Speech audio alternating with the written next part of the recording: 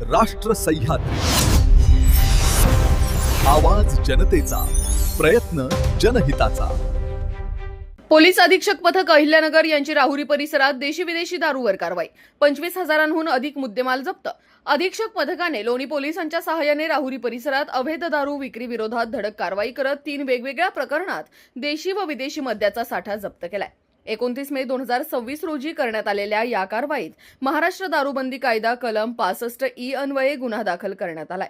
पोलिसांनी संशयितांकडून विविध कंपन्यांच्या 180 मिलीच्या देशी व विदेशी दारूच्या बाटल्या जप्त केल्या असून पहिल्या कारवाईत सुमारे 2010 रुपये, दुसऱ्या कारवाईत 13,790 रुपये तर तिसऱ्या कारवाईत 9,760 रुपये किमतीचा मुद्देमाल हस्तगत करण्यात आलाय. अशा प्रकारे एकूण 25,560 किमतीचा मद्यसाठा जप्त करण्यात आलाय.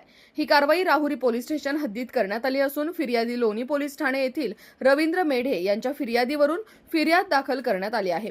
पुढील तपास सुरू आहे. सदरची कारवाई अधीक्षक एम सुदर्शन, अप्पर पोलीस अधीक्षक सोमनाथ वागचौरे, डीवायएसपी जयदत्त भवर यांच्या आदेशानुसार सहाय्यक पोलीस निरीक्षक युवराज आठरे यांच्या मार्गदर्शनाखाली police sub inspector Chaudhari, PSI Babasaheb Sangle, ASI Pawar, head constable Brahmane, police Naik Ravindra Medhe, police constable Phatangare, ASI चालक वरपे यांनी केली. राष्ट्र सह्याद्री,